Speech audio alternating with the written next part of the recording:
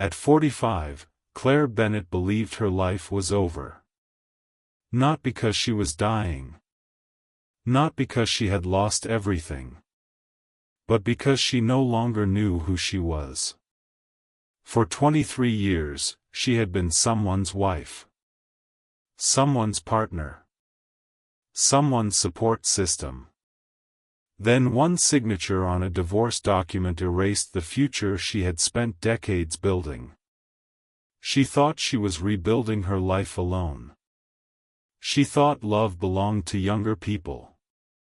She thought no man would ever look at her the way she deserved to be seen again. What she didn't know was that the cold, arrogant stranger she would soon argue with on a rainy street corner was hiding a secret worth billions. And that the man she initially disliked would eventually become the reason she believed in love again. But before that could happen, her heart would have to survive one more heartbreak. One more test. And one impossible choice. Because sometimes the greatest love stories don't begin when life is perfect. Sometimes they begin when everything falls apart. Before we continue, if stories about love, second chances, and healing mean something to you, take a moment to like this video and subscribe. It helps these stories reach people who need them the most. Now, let's continue. The sound of the clock seemed louder at 3 in the morning. Claire stared at the unfamiliar ceiling above her. The couch beneath her felt too short. Too narrow. Too temporary. Everything about her life felt temporary now. The room belonged to her best friend, Melissa. A woman she had known since college. A woman who had opened her home without hesitation when Claire's world collapsed. Yet even surrounded by kindness, Claire couldn't sleep. She turned onto her side. The darkness felt heavy. 3 years earlier, she had slept beside a man she believed she would grow old with. Now she was sleeping on a couch. Alone. 45 years old. Divorced. Nearly broke. And trying not to cry. Again. The tears came anyway. Quietly. Silently. Because after enough heartbreak, even crying becomes exhausting. For most of her adult life, Claire had never thought about herself first. Not once. When Michael wanted to launch his financial consulting business, she supported him. When money was tight, she worked extra jobs. When their children were born, she adjusted her dreams. When opportunities appeared for her own career, she postponed them. She told herself there would be time later. There was always later. Later became 23 years. 23 years of sacrifices she never regretted. At least not then. Because she loved him. She genuinely did. She loved Michael through every difficult season. Through every setback. Through every success. She believed he loved her too. That's what made the betrayal unbearable. Not the affair itself. The lies. The endless lies. The realization that while she had been protecting their marriage, he had been secretly leaving it. One piece at a time. The discovery happened on an ordinary Thursday. The kind of day nobody remembers. Until everything changes. Michael had left his phone on the kitchen counter. A message appeared. A name Claire didn't recognize. Then another. Then another. At first she assumed it was work. Until she opened one. The words still haunted her. Miss you already. Last night was perfect. Love you. 3 simple sentences. 3 sentences that destroyed 23 years. Claire remembered the exact moment she realized her marriage was over. Not when she confronted him. Not when he admitted the truth. Not during the divorce. It happened right there in the kitchen. Looking at a screen. Understanding that the man she trusted most had become a stranger. The divorce exposed even deeper wounds. Hidden bank accounts. Financial secrets. Investments she knew nothing about. Money that should have belonged to both of them. Years of deception hiding beneath years of marriage. Each revelation felt like another knife. Not because of the money. Because of the trust. Trust was supposed to be sacred. Trust was supposed to be the one thing that remained. Yet somehow it had vanished long before she noticed. By the time the legal battle ended, Claire barely recognized herself. The confident woman who once organized charity events, managed households, and solved problems had disappeared. In her place stood someone tired. Someone uncertain. Someone who questioned every decision she had ever made. The settlement left her with enough money to survive. Not enough to continue the life she once had. So she sold what remained. Packed her belongings. And left. No dramatic goodbye. No grand plan. Just a woman driving north along California's coastline with everything she owned fitting into the back of her car. Starting over at 45. Monterey wasn't the destination Claire had planned. It was simply where she stopped. The ocean reminded her that some things survived storms. She needed that reminder. The apartment she rented sat above a struggling independent bookstore. The building was old. The floors creaked. The plumbing occasionally complained. And the windows rattled whenever strong winds rolled in from the Pacific. It was nothing like the suburban home she once owned. But it was hers. For the first time in decades. It was hers. Most mornings began before sunrise. Claire would wake early. Make coffee. Stand by the window. And watch the harbor slowly come alive. Fishing boats. Seagulls. Workers beginning another day. The routine became comforting. Predictable. Safe. After years of chaos, safe felt valuable. She walked to work every morning. 5 blocks. Past the bakery. Past the flower shop. Past the elderly man who always waved from outside the diner. The community arts center sat near the center of town. The building wasn't impressive. But inside, it changed lives. Children learned to paint. Retirees rediscovered creativity. Families found connection. Claire loved every minute of it. The paycheck was small. The purpose was enormous. Her co-workers quickly became friends. Especially Eleanor. A 63-year-old pottery instructor who possessed the rare ability to say exactly what people needed to hear. One afternoon, while organizing supplies, Eleanor studied her carefully. "You're lonely." Claire laughed. "That obvious?" "Pain always is." Claire returned to sorting papers. "I'll be fine." "You keep saying that." "I am fine."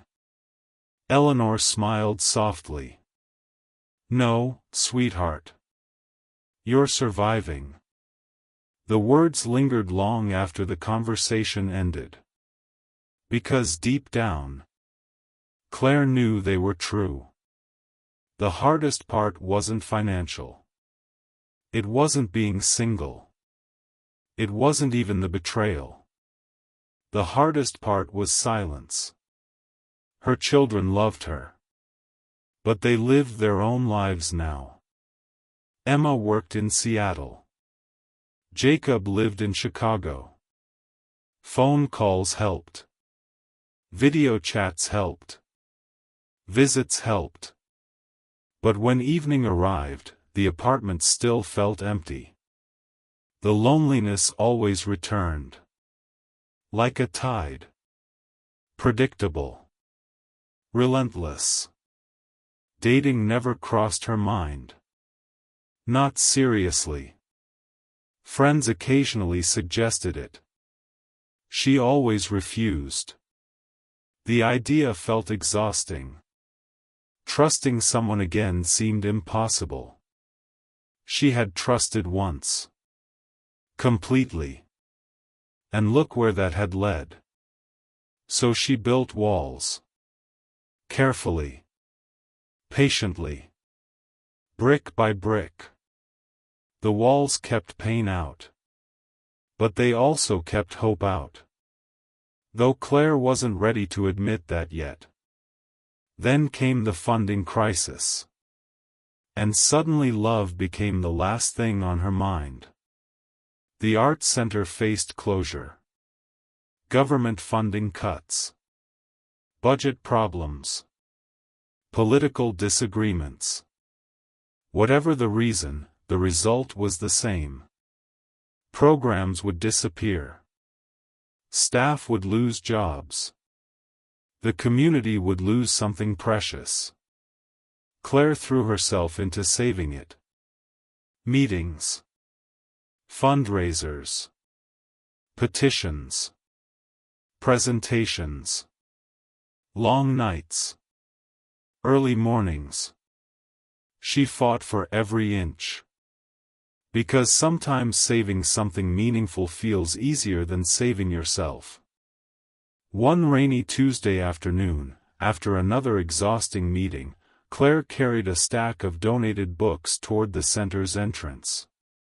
The wind howled. Rain soaked the sidewalks. Her arms ached. And her patience was running dangerously low. That was when she heard the sound. An expensive engine. A black luxury sedan turned the corner. Too fast. Too close. A wave of muddy water splashed toward her. Claire jumped back just in time. The vehicle stopped abruptly. The driver's door opened. And a tall man stepped out. Dark hair. Sharp features. Expensive coat. Cold expression. The kind of man who looked completely out of place in Monterey. He glanced at her. Then at the puddle. "Watch where you're standing." Claire stared at him. For a moment she wondered if she had heard correctly. Then disbelief became irritation. "Excuse me?" His expression didn't change. "You were standing close to the road." Claire adjusted the heavy box in her arms. "And you were driving like you owned it." For the first time, something flickered behind his eyes. Surprise. Perhaps even amusement. But it disappeared quickly. Neither smiled. Neither apologized. They simply stared at one another. Two strangers. Two wounded hearts. Neither realizing their lives had just changed forever. The rain continued falling. The ocean roared in the distance. And fate quietly introduced Claire Bennett to Ethan Blackwood. The man who would eventually challenge every belief she held about love. Every wall she had built. And every fear she carried. She just didn't know it yet. The rain continued falling long after the stranger drove away. But Claire couldn't explain why she kept thinking about him. Not because he was attractive. At 45, she no longer confused attraction with importance. Life had taught her better. No. What bothered her was his attitude. His confidence. The way he spoke as if the entire world adjusted itself around him. For the rest of the afternoon, she replayed the encounter while organizing books at the art center. Each time she remembered his expression, her annoyance returned. "Something's bothering you." Claire looked up. Eleanor stood beside her holding a box of ceramic supplies. "Nothing." Eleanor laughed. "That means it's definitely something." Claire rolled her eyes. "Some arrogant stranger nearly soaked me with his car." "Oh. He acted like it was my fault." "Handsome?" Claire groaned. "Why does everyone ask that?" "Because women only remember arrogant strangers when they're handsome." "I'm not remembering him." "You've mentioned him 3 times in 5 minutes." Claire shook her head and returned to work. But Eleanor's smile followed her all afternoon. The following week, Claire saw him again. This time at a city council meeting. The community arts center's funding crisis had become a major topic of discussion. Residents filled every seat. Teachers. Artists. Business owners. Retirees. Everyone wanted answers. Claire stood near the front waiting for her turn to speak when she noticed him sitting quietly in the back row. The same charcoal coat. The same calm expression. The same unsettling confidence. He listened carefully as residents debated proposed development projects. Several local businesses feared outside investors were buying property throughout Monterey. Rumors spread quickly in small towns. And according to the rumors, this man was involved. Claire watched him from across the room. He didn't speak. Didn't interrupt. Didn't defend himself. He simply listened. The meeting lasted nearly 3 hours. When it finally ended, people filed toward the exits. Claire gathered her notes and turned. Only to find him standing directly beside her. "Looks like you survived the rain." She blinked. For a moment she wasn't sure whether he was joking. Then she realized he was. Barely. It was hidden beneath that serious exterior. Still, it surprised her. "Looks like you survived driving through puddles." A faint smile touched his mouth. Almost invisible. Almost. "Fair enough." Claire adjusted her bag. "You attending these meetings often?" "Recently." "Why?" "Interest." "That's vague." "So was your question." Despite herself, Claire nearly smiled. Nearly. Then she caught herself. The man still irritated her. At least that was what she told herself.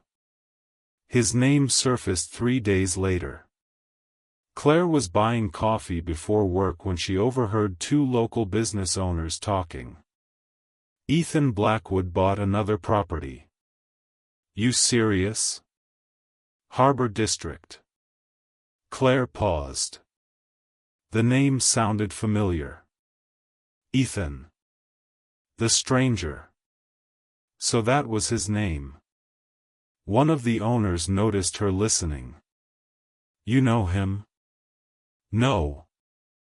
Whole towns talking about him. Why? Money. The man shrugged. People say he's worth a fortune. Claire took her coffee and left. Rumors didn't interest her. Not anymore. She had spent too many years watching wealthy people convince themselves money made them important. What interested her was character. And she still hadn't decided what kind of man Ethan Blackwood really was. 2 weeks later, she unexpectedly got her answer. Or at least part of it. The art center hosted a weekend community event. Families filled the courtyard. Children painted murals. Local musicians performed. Volunteers managed booths. The atmosphere felt joyful. For the first time in weeks, Claire felt hopeful. Then disaster struck. One of the temporary display structures collapsed during a sudden gust of wind. Nobody was injured. But several elderly visitors became trapped behind fallen equipment. Panic spread quickly. Before Claire could react, someone moved past her. Fast. Purposeful. Ethan. Without hesitation, he lifted part of the structure and helped create a path for people to exit safely. Others joined him. Within minutes the situation was under control. No cameras. No audience. No attention-seeking behavior. Just action. When everything settled, Claire found him collecting scattered supplies. "You handled that well." He looked up. "Anyone would have." "No." She glanced around. "Not everyone." For the first time, genuine warmth entered his expression. And something shifted between them. Only slightly. But enough. After that day, their conversations became more frequent. Short at first. Then longer. Sometimes they crossed paths near the harbor. Sometimes at local businesses. Sometimes at council meetings. The conversations rarely followed a predictable path. One afternoon they argued about books. Another time they debated whether success made people happier. A week later they spent 20 minutes discussing the best place to watch sunsets along the coast. Each conversation revealed another layer. Claire discovered Ethan was intelligent. Surprisingly funny. And frustratingly private. Whenever she asked personal questions, he redirected the conversation. Gracefully. Professionally. Almost expertly. "What do you actually do?" she finally asked one evening. They stood overlooking the ocean. Waves crashed below. Ethan considered the question. "Business." Claire laughed. "That's not an answer." "It's technically an answer. It's the answer someone gives when they don't want to answer." His eyes met hers. For a brief moment, something vulnerable appeared there. Then disappeared. "You notice a lot." "I teach writing." "What does that have to do with anything?" "I spend my life studying people." "And what have you decided about me?" Claire hesitated. The answer surprised even her. "I think you're lonely." For the first time, Ethan looked genuinely caught off guard. The silence stretched. Then he looked toward the horizon. "You might be right." The honesty startled her. Because beneath the expensive clothes and controlled demeanor, she suddenly glimpsed something familiar. Pain. Not fresh pain. Old pain. The kind people carry quietly. The kind they stop talking about. The kind she understood. That night, Claire found herself thinking about him again. Only this time it wasn't irritation. And that realization frightened her. She sat beside her apartment window overlooking the street below. Rain tapped softly against the glass. Her thoughts drifted toward Michael. Toward betrayal. Toward disappointment. Toward promises that hadn't survived reality. Then her phone rang. Emma. Her daughter. After 20 minutes of conversation, Emma surprised her. Mom. What? You sound happier lately. Claire frowned. What makes you say that? I don't know. Emma smiled through the phone. You laugh more. The observation unsettled her. Because it was true. And she knew exactly why. Weeks passed. Summer slowly approached. Monterey became brighter. Warmer. Busier. So did Claire's life. She and Ethan developed an unexpected routine. Coffee on Saturday mornings. Walks along the waterfront. Conversations after community meetings. Nothing romantic. At least not officially. Neither acknowledged the growing connection. Neither seemed ready. Yet both felt it. Every glance lasted slightly longer. Every goodbye felt slightly more difficult. Every conversation revealed something neither expected. Trust. One evening, they found themselves sitting outside a small restaurant overlooking the harbor. The sun painted the water gold. For several minutes neither spoke. The silence felt comfortable. Rare. Valuable. Finally Ethan broke it. Were you always this stubborn? Claire laughed. Was that supposed to be charming? No. Good. It wasn't. His smile appeared again. More visible this time. I mean it. So do I. They shared another laugh. Then his expression softened. Can I ask you something? Claire nodded. What made you move here? The question landed heavily. She looked toward the ocean. For a moment she considered avoiding the truth. Then decided she was tired of hiding. Divorce. Ethan remained silent. Listening. Not interrupting. Not fixing. Listening. My husband had an affair. The words still hurt. Just less than before. Claire continued. He wasn't who I thought he was. A long pause followed. Finally Ethan spoke. I'm sorry. Simple words. Yet somehow sincere. Unlike the rehearsed sympathy she'd heard countless times. Claire swallowed. You ever have someone completely change your understanding of trust? His eyes darkened. Immediately. As if the question touched something personal. Yes. The answer was quiet. Heavy.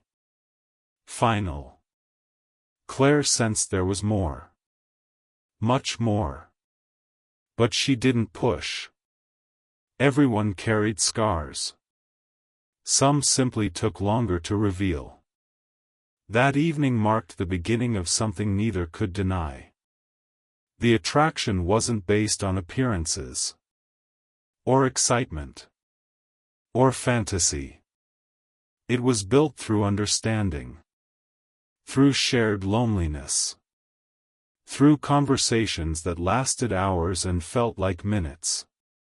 Yet neither realized how fragile their growing connection truly was. Because hidden beneath every smile, every conversation, every quiet moment, a secret remained. A secret Ethan wasn't ready to reveal. And when the truth finally emerged, it would threaten to destroy everything they were building together.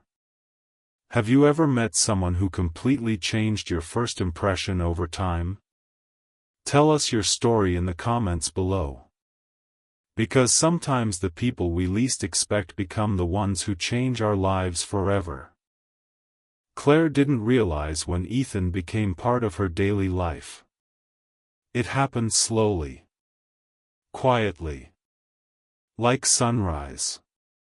One day he was simply a stranger she occasionally argued with. The next, she found herself looking for him without meaning to. Looking for his car near the harbor. Looking for his silhouette during community meetings. Looking for his messages on her phone. And that realization terrified her. Because feelings had a way of creating expectations. Expectations created vulnerability. And vulnerability had nearly destroyed her once before. So she tried to ignore what was happening. Unfortunately, her heart wasn't cooperating. 3 weeks later, Claire arrived at the art center carrying coffee when Eleanor immediately noticed something. Oh no! Claire frowned. What? It's happening. What is? Eleanor pointed dramatically. The glow. The what? The woman falling for a man glow. Claire nearly choked on her coffee. Absolutely not. Eleanor laughed. Sweetheart, I've taught pottery for 30 years.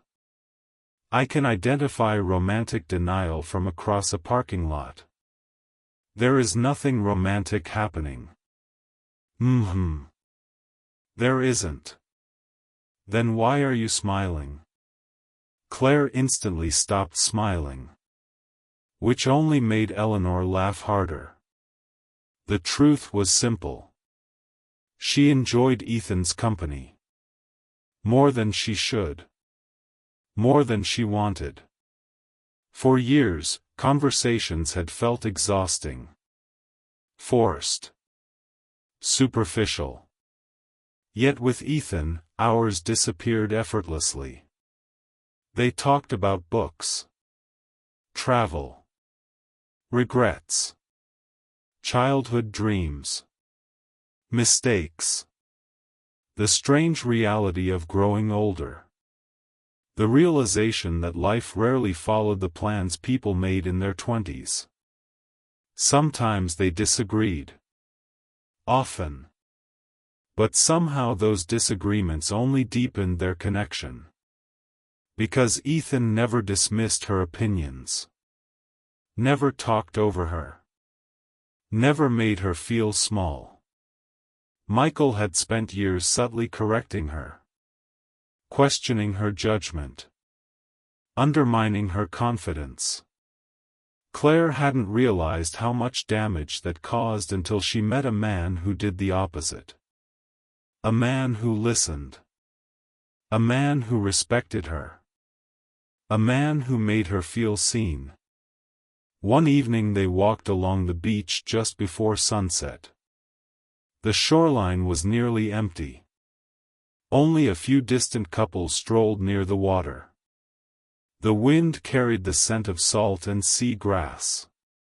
Claire wrapped her sweater tighter around herself. Without hesitation, Ethan removed his jacket. You'll freeze. I'm fine. No, you're stubborn. He draped the jacket over her shoulders anyway. The warmth surprised her. Not because of the jacket. Because of the gesture. Simple. Protective. Natural. The kind of kindness that couldn't be purchased. The kind that revealed character. For several moments neither spoke. The silence felt intimate. Comfortable. Dangerous. Because Claire suddenly became aware of how close they were standing. How easily she could imagine reaching for his hand. How much she wanted to. The realization sent panic through her chest. She immediately stepped away. Creating distance. Creating safety. Creating walls. Again. Ethan noticed. Of course he noticed. But he didn't comment. That was one of the things she appreciated most about him. He respected boundaries he didn't fully understand. That night, Ethan sat alone in his rented oceanfront home. A glass of untouched whiskey rested beside him. His phone vibrated. The caller ID displayed a familiar name. Daniel Mercer. His longtime friend and business partner. Ethan answered. "You disappeared again." "I'm not hiding." Daniel laughed. "You bought property in Monterey and stopped attending half your meetings." "I'm working." "No." Daniel replied. "You're interested in someone." Ethan remained silent. Daniel immediately understood. "Oh." The laughter disappeared. "You're serious." Ethan stared toward the ocean. "I don't know." That's billionaire language for yes. A long pause followed. Finally Daniel asked the question nobody else dared ask. "Have you told her who you are?" Ethan's jaw tightened. "No." "Why?" Because he was afraid. Terrified, actually.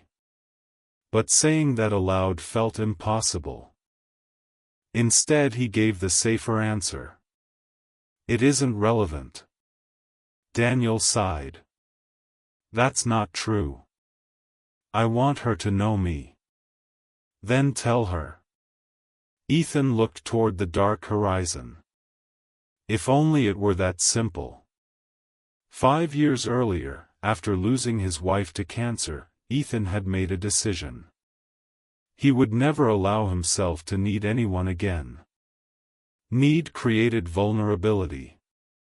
Vulnerability created pain. Work was safer. Success was safer. Control was safer. So he built an empire. Expanded companies. Increased investments. Accumulated wealth beyond imagination.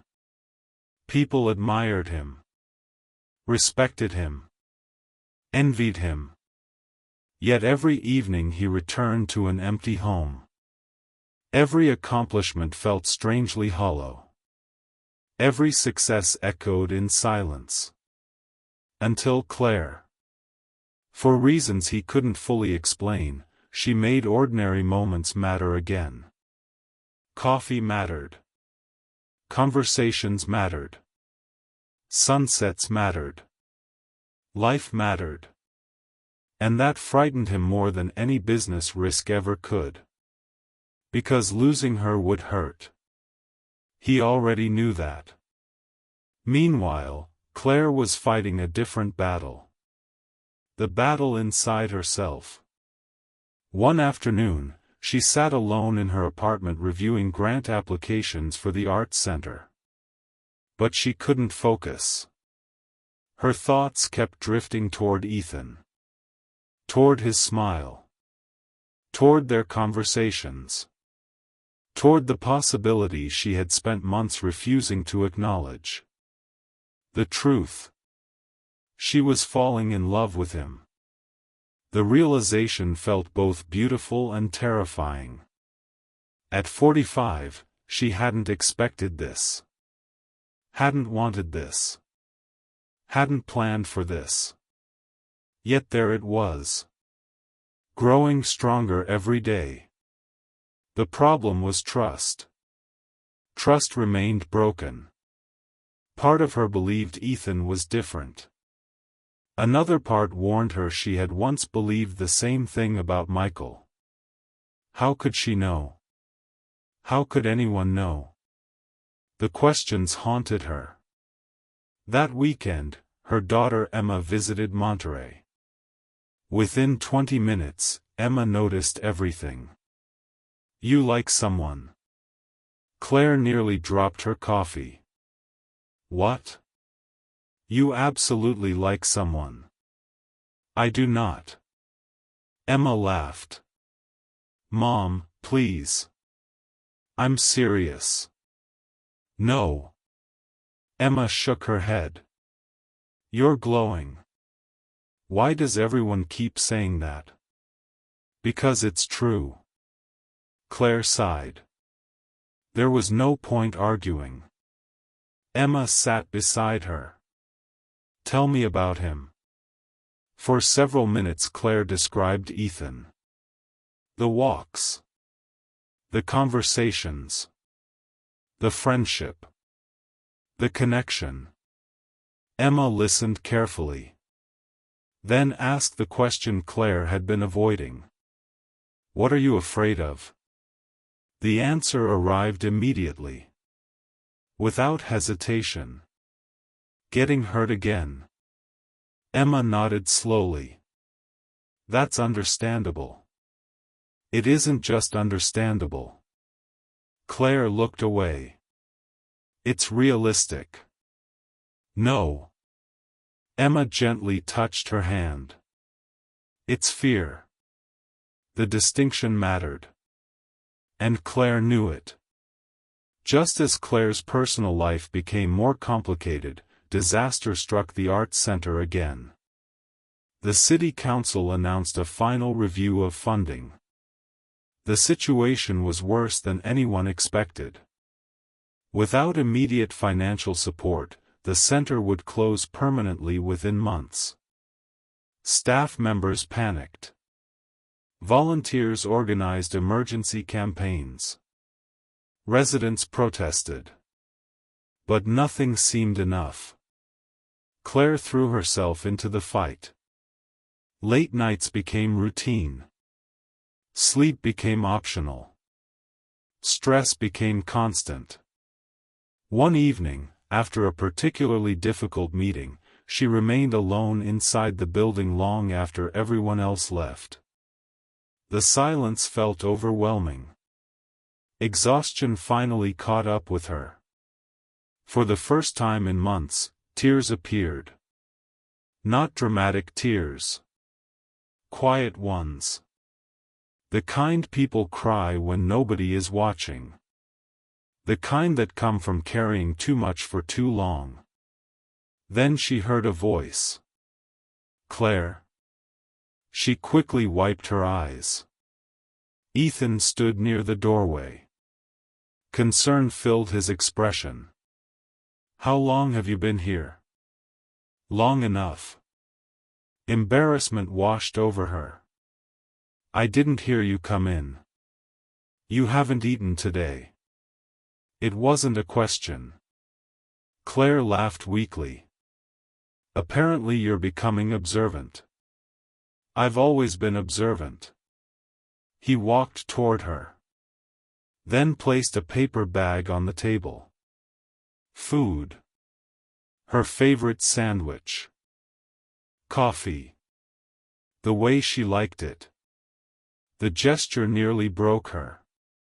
Because somebody had noticed. Somebody cared enough to pay attention. And after years of feeling invisible inside her marriage, that meant everything. For nearly 2 hours they sat together. Talking. Not about romance. Not about attraction. About life. Fear. Responsibility. The future. At one point Claire admitted something she hadn't spoken aloud before. "I don't know who I am anymore." The word surprised even her. Ethan remained silent, allowing her space. She continued. "For 23 years, I was someone's wife." A painful smile appeared. "Now I'm rebuilding from scratch." Ethan looked directly into her eyes. Then spoke softly. "I think you're stronger than you realize." Claire swallowed hard. "No. Yes." His voice remained calm. "Certain. You rebuilt your entire life." She laughed bitterly. "Poorly. You did it anyway." Their eyes met. And for a moment the entire world seemed to disappear. Neither moved. Neither looked away. The air changed. The space between them suddenly felt smaller. Charged. Meaningful. Dangerous. Then Ethan slowly reached toward her. Not to kiss her. Not to cross a line. Simply to hold her hand. Claire looked down. Their fingers intertwined. Warm. Steady. Safe. And something inside her heart began healing. The next morning, Monterey woke to surprising news. An anonymous investor had pledged significant financial support toward preserving several community programs, including the Arts Center. Nobody knew who the investor was. Speculation spread quickly. Local newspapers discussed possibilities. Town officials celebrated. Residents expressed cautious optimism. Claire felt relieved. The Arts Center had a chance. Finally. But she couldn't ignore something strange. When she mentioned the news to Ethan later that afternoon, his reaction felt oddly reserved. Almost uncomfortable. "Good news, right?" "Yes." His answer came too quickly. Too carefully. Claire studied him. Something felt off. She couldn't explain it. Not yet. But instinct whispered that Ethan knew more than he was saying. And for the first time since meeting him, doubt entered the picture. A small doubt. A quiet doubt. But dangerous all the same. Because secrets have a way of revealing themselves. And when they do, they rarely arrive alone. Would you risk opening your heart again after being deeply hurt? Or would protecting yourself feel safer than taking another chance on love? Tell us what you think in the comments. Because Claire is about to discover that sometimes the greatest obstacle to love isn't another person. It's the fear we carry inside ourselves. For a while, Claire allowed herself to be happy. Not recklessly happy. Not the kind of happiness that ignores reality. The quieter kind. The cautious kind. The kind that grows slowly after heartbreak. The Arts Center had received temporary funding. The community was hopeful again. Summer had arrived in Monterey. And Ethan had become the most important part of her life. Neither had officially defined their relationship. Yet everyone around them could see it. Eleanor certainly could. So when are you two going to stop pretending? Claire nearly laughed herself out of her chair. Pretending what? That you're just friends. We are friends. Eleanor gave her a look. The same way fire is just a little warm. Claire blushed. which answered the question more effectively than words ever could. For the first time in years, she was imagining a future again. And that was precisely when everything fell apart. It happened on an ordinary Saturday morning. The kind of morning that begins quietly and ends with your life turned upside down. Claire sat in the bookstore downstairs drinking coffee. A local newspaper rested beside her. She wasn't paying much attention. Until a photograph caught her eye. At first she only recognized the face. Then she recognized the name. And suddenly she couldn't breathe. Ethan Blackwood announces multi-billion-dollar technology expansion. The headlines seemed to blur. She stared at the article. Read it once. Then again. Then a third time. The details felt impossible. Founder. CEO. International business leader. Self-made billionaire. Net worth estimated in the billions. Claire's hands trembled. Because Ethan had never told her. Not once. Not even after months of friendship. Months of trust. Months of growing feelings. Nothing. The man she thought she knew suddenly felt like a stranger. Again. The article continued. And with every sentence, her chest tightened. Descriptions of private aircraft. Luxury estates. Corporate acquisitions. Business magazines calling him one of the most influential entrepreneurs in America. Claire leaned back in stunned silence. Memories immediately resurfaced. Michael. The lies. The secrets. The hidden accounts. The deception. The realization that someone she trusted had been hiding major parts of their life. Pain she thought had healed suddenly reopened. Raw. Fresh. Merciless. Then things became worse. Much worse. Because later that afternoon, she learned another truth. The anonymous investor who had saved the art center. The mysterious donor nobody could identify. The person responsible for preserving the community programs she loved. Was Ethan. He had funded everything. Quietly. Secretly. Without telling her.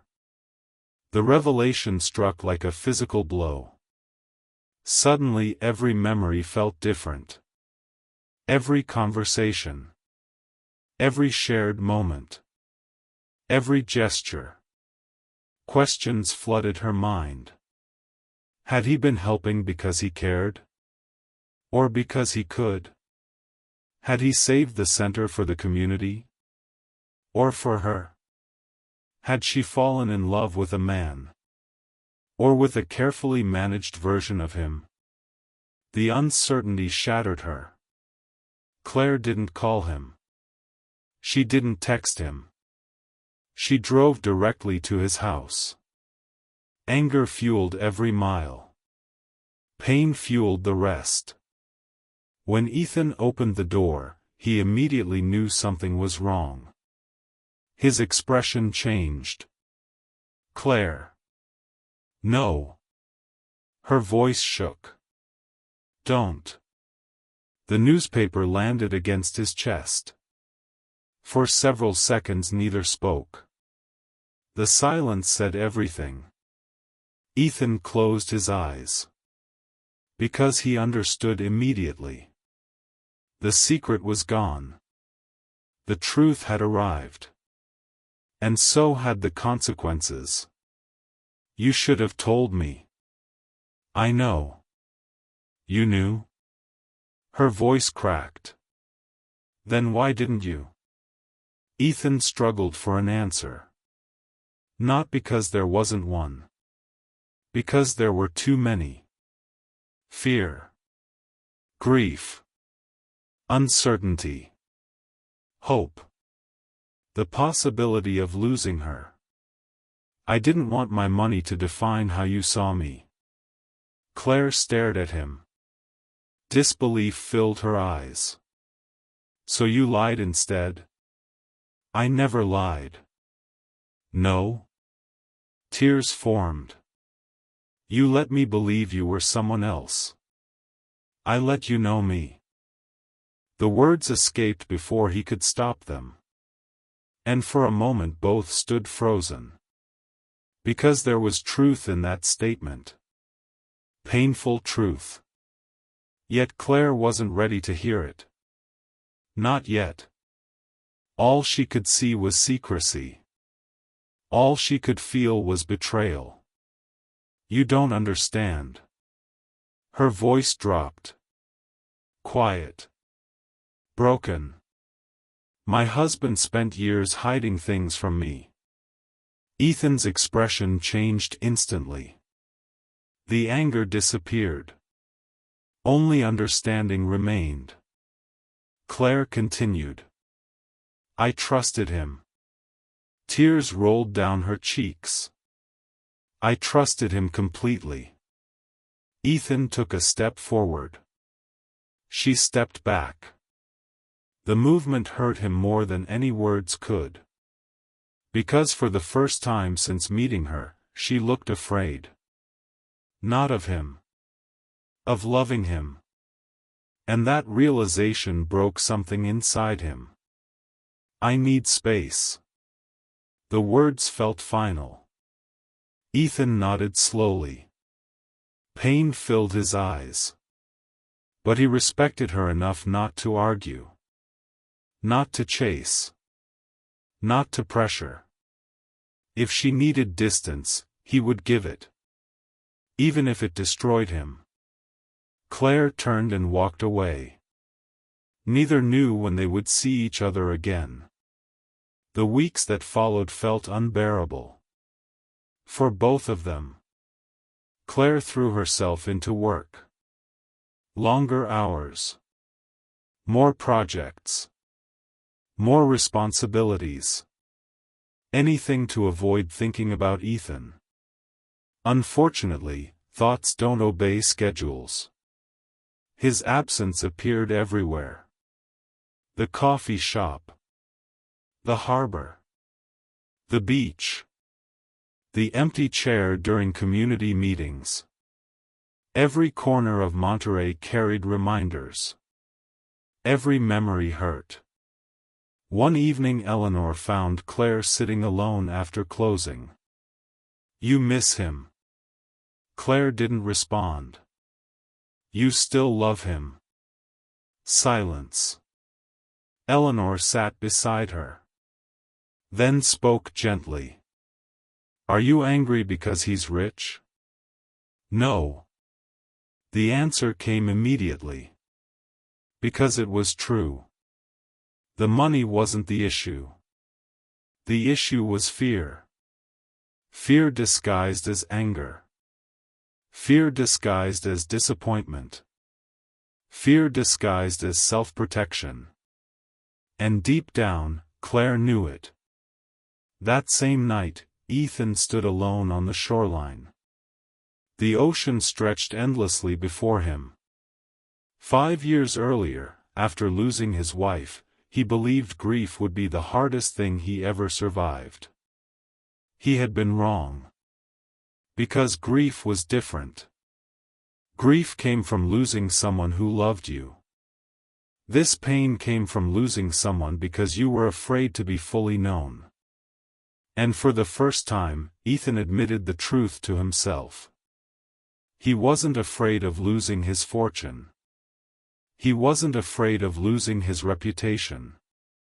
He wasn't afraid of losing his company. He was afraid of losing Claire. Because he loved her. Completely. Several days later, Claire visited her daughter Emma. The conversation she had been avoiding finally happened. "You still love him?" Claire sighed. "Everyone keeps saying that. Because it's obvious." Emma sat beside her. "Mom." "What? Did Ethan ever make you feel unimportant?" "No." "Did he ever manipulate you?" "No." "Did he ever disrespect you?" Claire looked away. "No." Emma nodded slowly. "Then maybe you're fighting the wrong battle." The words landed heavily. Because deep down, Claire already knew. The battle wasn't about Ethan. The battle was about Michael. About old wounds. Old fears. Old betrayals. She had spent years allowing one man's choices to dictate her future. And without realizing it, she was doing it again. That realization changed everything. For the first time, Claire stopped asking whether Ethan deserved trust. And started asking whether she deserved happiness. The answer surprised her. Yes. She did. The annual Arts Center Gala arrived 3 weeks later. The event represented more than fundraising. It represented survival. Hope. Community. Hundreds attended. Residents. Volunteers. Artists. Teachers. Families. Claire spent the evening greeting guests and organizing details. Then she noticed him. Across the room. Ethan. For a moment the world disappeared. Their eyes met. Neither smiled. Neither looked away. Months of emotion passed silently between them. Later that evening, the gala director stepped onto the stage. "Ladies and gentlemen, before we conclude tonight's celebration, we'd like to recognize someone whose support helped preserve the future of this center." Applause filled the room. Then Ethan's name was announced. A surprised murmur spread through the crowd. Ethan walked onto the stage. Calm. Composed. Yet Claire noticed something unusual. He looked nervous. The room quieted. Ethan approached the microphone. Then spoke. Not like a billionaire. Not like a CEO. Like a man. A vulnerable man. Most people assume money solves loneliness. The room became silent. It doesn't. Claire's breath caught. Ethan continued. For years, I believed success could replace connection. His voice softened. I was wrong. The audience listened carefully. 5 years ago, I lost my wife. A collective sadness filled the room. I thought grief had ended a chapter of my life forever. He paused. Then looked directly at Claire. Across hundreds of people. Across weeks of silence. Across miles of fear. I was fortunate enough to meet someone who reminded me that life can begin again. Claire felt tears forming. Ethan never looked away. Someone who taught me that courage isn't found in business. His voice trembled slightly. It's found in allowing yourself to be known. The room disappeared. Only Ethan remained. Only his words. Only his heart. Open for everyone to see. Especially her. I kept secrets because I was afraid. The confession stunned the audience. But fear has a cost. His eyes never left Claire. And sometimes that cost is the person you love. The silence felt sacred. Beautiful. Painful. Honest. Then Ethan finished. I don't know what happens next. A faint smile appeared. But I know some people are worth risking everything for. When the applause ended, Claire remained frozen. Tears filled her eyes. Because she finally understood. Ethan's greatest fear had never been rejection. It had been loss. Just like hers. They had been fighting the same battle all along. Only from opposite sides. And suddenly, everything became clear. Love wasn't the absence of fear. Love was choosing someone despite it. Slowly, Claire crossed the room. People stepped aside. Conversations faded. The distance between them grew smaller. Then disappeared completely. They stood face to face. No audience. No billionaire. No divorced woman. Just two imperfect people. Two wounded hearts. Two survivors. I'm sorry. Claire spoke first. So am I. A tear slipped down her cheek. You hurt me. I know. You scared me. His voice softened. I scared myself. A laugh escaped through her tears. Then another. Soon they were both smiling. I don't need you to rescue me. I know. I never want to lose myself again. You won't. And I need honesty. You'll have it. Claire studied him. Then finally asked the question that mattered most. Do you still love me? Ethan's answer came immediately. Every day. The truth in his voice shattered the last wall around her heart. And for the first time in years, Claire allowed herself to believe in love again.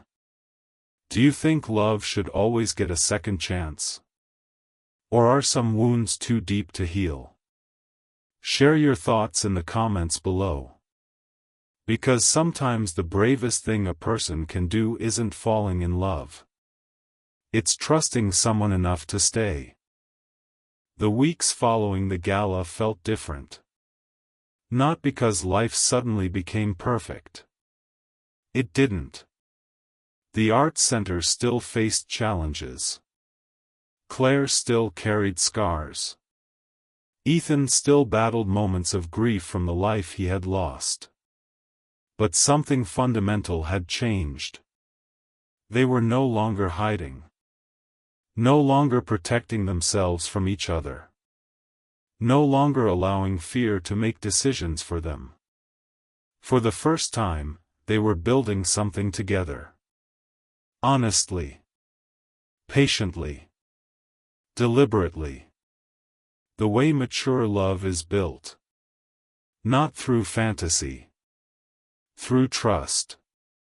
One Saturday morning, Claire stood in the bookstore downstairs, arranging new arrivals on a display table. The owner, Mrs. Parker, watched her with amusement. You've changed. Claire looked up. Hopefully for the better. Mrs. Parker smiled. You laugh more. The observation made Claire pause. Because she had heard those words before. From Emma. From Eleanor. From friends. Apparently happiness leaves evidence. Even when people don't realize it. Claire glanced toward the window. Outside, Ethan was helping a local vendor carry supplies across the street. No cameras. No publicity. No business agenda. Just kindness. The sight made her smile. And she finally stopped feeling guilty about that smile. Months earlier, she would have questioned every emotion, analyzed every possibility, prepared for disappointment. Now she simply allowed herself to feel. And that freedom changed everything. One of the most surprising discoveries Claire made was that Ethan's wealth eventually became one of the least interesting things about him. The newspapers cared about billions. The business world cared about success. Investors cared about profits. Claire cared about entirely different things. She cared that he remembered her favorite coffee order. She cared that he checked on Eleanor after her knee surgery. She cared that he attended children's art exhibitions even when nobody expected him to. She cared that he listened. Really listened. The way so few people did. One evening they sat together on a quiet section of beach. The same beach where they had once awkwardly navigated growing feelings. The same shoreline that had witnessed their fears, their mistakes, and their healing. The sun slowly disappeared beneath the horizon. Golden light danced across the water. For a while neither spoke. Then Ethan broke the silence. "Can I tell you something?" Claire smiled. "That depends." "On what?" "Whether it's another secret." He laughed. The sound still made her heart flutter. "No secrets." "Good." His expression softened. Then grew serious. "You changed my life." Claire stared at him. "I think it's supposed to be the other way around." "No." He shook his head. "You reminded me how to live." The honesty in his voice made her eyes sting. Because she knew exactly what he meant. After loss, people learn how to survive. Learning how to live again is much harder. "You did the same for me." The words escaped before she could stop them. Ethan reached for her hand. Their fingers intertwined. Familiar. Comfortable. Home. Nearly a year after their first argument in the rain, Monterey hosted its annual Harbor Lights Festival. The entire town gathered along the waterfront. Music filled the air. Children laughed. Restaurants overflowed with customers. String lights reflected across the ocean. Claire spent most of the evening helping coordinate community activities. Just as she always did. Because despite Ethan's wealth, she had never stopped being herself. And he had never asked her to. That mattered. More than anything. Later that night, Ethan suggested a walk. Nothing unusual. They had taken hundreds. So Claire followed him toward the quieter end of the harbor. The moon illuminated the water. The evening felt peaceful. Almost ordinary. Until Ethan stopped walking. "What is it?" For a moment he looked surprisingly nervous. Which immediately made her nervous. "Ethan?" He laughed softly. "I had a speech prepared." "Oh no." "I know." "You prepared a speech?" "It was terrible." Claire smiled. "Good." "I forgot most of it." "Even better." Then his expression changed. The humor faded. Only sincerity remained. And suddenly Claire understood. Her heart began racing. Not from uncertainty. From certainty. Ethan. His eyes never left hers. For a man who negotiated billion-dollar deals without hesitation, he looked remarkably vulnerable. Remarkably human. Remarkably in love. When I met you, I thought my life was already finished. His voice was quiet. Honest. I had convinced myself that some chapters only happen once. Claire felt tears gathering. You proved me wrong. The harbor seemed to disappear. The crowd disappeared. Everything disappeared. Except him. You taught me that love doesn't belong to youth. His voice trembled slightly. It belongs to courage. A tear slipped down Claire's cheek. Ethan gently wiped it away. Then he lowered himself onto one knee. People often imagine grand proposals as dramatic moments. But the most meaningful moments are usually simple. This one was. No fireworks. No orchestra. No performance. Just truth. I don't want to rescue you. His smile appeared. I never did. Claire laughed through tears. I know. I don't want to change who you are. I know. I just want the privilege of spending the rest of my life beside you. His eyes glistened. Claire Bennett, will you marry me? The answer arrived instantly. Without fear. Without hesitation. Without doubt. Yes. The word barely escaped before tears overwhelmed her. Yes. Again. Stronger. I will. The ring mattered. The proposal mattered. But what mattered most was the journey. The healing. The trust. The courage it took for both of them to arrive at that moment. 6 months later, they married in Monterey. Not in a luxury resort. Not in a private estate. Not in one of Ethan's many properties. They chose the Community Arts Center. The place that had brought them together. The place that represented second chances. The ceremony was small. Intimate. Meaningful. Emma walked Claire down the aisle. Jacob stood proudly beside his mother. Eleanor cried before the ceremony even started. Then cried harder during it. And somehow cried even harder afterward. Nobody was surprised. When Claire finally walked toward Ethan, she wasn't the same woman who had arrived in Monterey years earlier. That woman had been broken. Afraid. Convinced her best years were behind her. This woman was different. She had rediscovered herself. Her strength. Her worth. Her future.